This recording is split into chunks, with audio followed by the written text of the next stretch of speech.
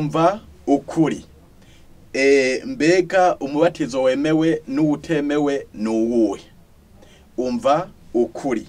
Yesu yaravuze ijambo rikomeye mu gitabo ca Matayo igice c'28 umurongo wa 18. Haranditse hati: Yesu arabegera arababwira ati jewe nahawe ububasha bwose mu ijuru no mw'isi, nuko nimugende muhindura amahanga yose abigishwa mubatiza mu izina rya Data twese n'iry'Umwana n'irya Mpwemu Yera, mubigishe kwitona ivyo nabageze vyose, umve ndi kumwe namwe imisi yose gushitsa ku muhero w'isi. Umva ukuri.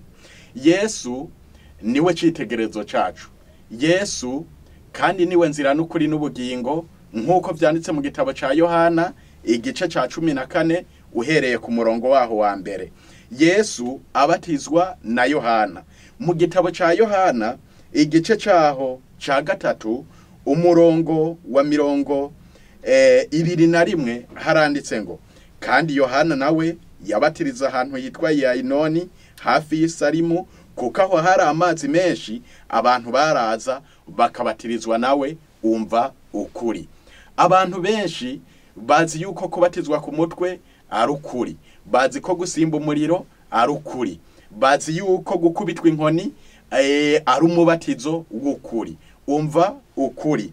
Yesu nawe yabatirijwe mu mazi menshi. Ni igitabo ca Matayo igice caho ca 3 umurongo waho wa 13 haranditse hati: ico gihe Yesu ava i Galilaya aje kuri Yorodani aje azanywe no kubatizwa nawe, ariko Yohana agomba kumwankira, ariko ari jewe nkwiye kubatizwa nawe, none uje kuri jewe? Yesu aramwishura ati: bikunde, kuko ari byo bidukwiye ngo dushitse ukugororoka kose. Buna aramukundira. Yesu amaze kubatizwa acava mu mazi, maze ijuru riruguruka, abona Mpwemu w'Imana amanuka asa n'inuma amugwako. Umva ukuri.